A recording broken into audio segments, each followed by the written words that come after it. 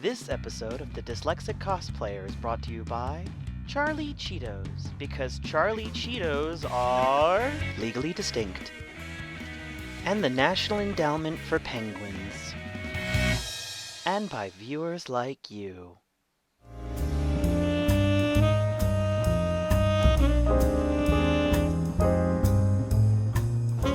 Hello friends, you may notice things are a little bit different around here. That's because we at the Dyslexic Cosplayer are going all in on the merchandising and advertising. Speaking of which, friends, welcome to this episode of Blake 7 Reviews, brought to you by Killeros, the killer cereal for serial killers.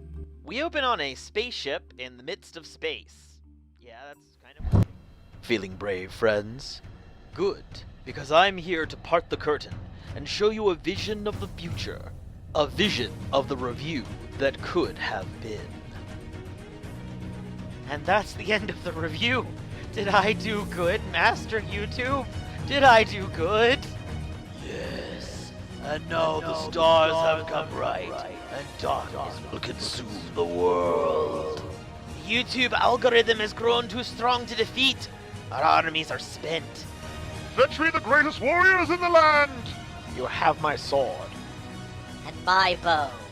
And my ass. I'm not getting paid nearly enough for this joke. Can they save the Dyslexic Cosplayer before it's too late? May the gods help us if they cannot. I shall now rule the YouTube as its chief reviewer. Now, like, share, subscribe, and die. Turn back time now before it's too late! Shatter the stone! Huh. That was really weird. I feel like I almost just watched a movie that kind of warned me about the dangers of letting fame and fortune go to your head. But it was probably nothing. Anyway, friends, welcome to this episode of Blake 7 Reviews, brought to you by Killeros, the killer cereal for serial killers. We open on a spaceship in the midst of space. Yeah, that's kind of where spaceships belong. The ship is operated by two dead meats, who I'm just going to name Dead Meat Number 1 and Dead Meat Number 2. You can figure out which one is which later. Those names were brought to you by the Society for Creative Acronyms, when your acronyms need to be creative. Servalon's watching it on a macro TV, and she's watching it because Servalon has decided that she has every intention of murdering these people personally. Or as personal as you can get with a TV screen. Liberator happened to be in the nearby area and can see that she's spiraling out of control, before launching two lifeboats, both of which go crashing into the planet below. Zen informs them that the planet is irradiated. It's not so irradiated it'll kill them instantly, but it's probably not good for them to stay down there long. All of which is exactly what Servalon was hoping for. Jenna, Gan, Villa, and Avon all teleport down to the planet's surface as part of a rescue mission to try and find the two survivors in the life capsules. Completely unaware of the fact that the planet is inhabited by cave people, apparently? Okay.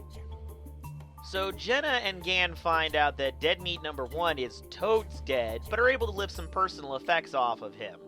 Meanwhile, Avon and Villa find Dead Meat Number 2 is very much still trying to stay alive. So they teleport everybody back up to the ship. Well, almost everybody, but they don't notice that in the moment since they're all busy trying to save the one dead meat who hasn't actually died yet. And friends, here I present to you the first of many really stupid reasons that we can't teleport people out of danger. It's because the cavemen have captured Jenna and have stripped her of all of her possessions, including the teleport bracelet. It seems basic enough at this point, but trust me, as the show goes on, some of the justifications for why the teleporters get taken off start getting kind of ridiculous. So at this point in the review, I'm going to have to put my big boy reviewer pants on and super summarize. There's a lot here, but it feels more important than it really is to the story. Gan, Avon, and Villa teleport back down to the planet in order to try and find Jenna. As part of this, they end up making some enemies of the local cavemen and are forced to flee to a vault from Vault-Tec Industries that has somehow found itself in the midst of the nuclear winter.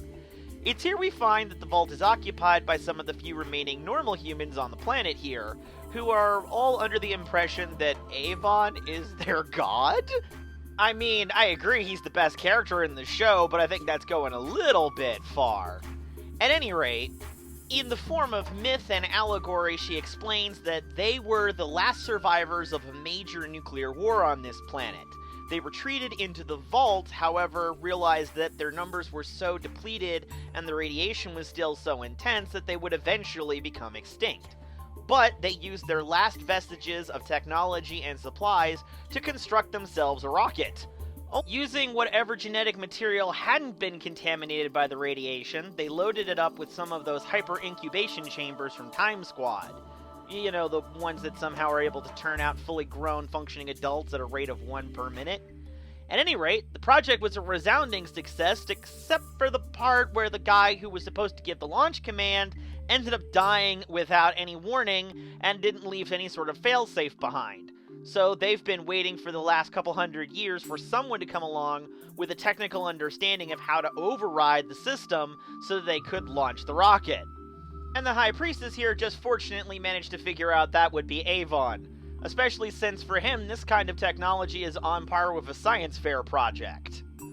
So after leaving the side quest, knowing that they'll return later, they go to rescue Jenna, successfully return, and launch the rocket. Once they return to Liberator, they use Zen to calculate where the rocket will land. It's headed for a nearby star system with enough habitable planets on it to start a new colony. However, it'll take about 500 years to get there. So, yes, Avon is technically a god, but it'll take at least 500 years for any of his worshippers to be brought out of cold storage to actually worship him. Kind of a rough deal there.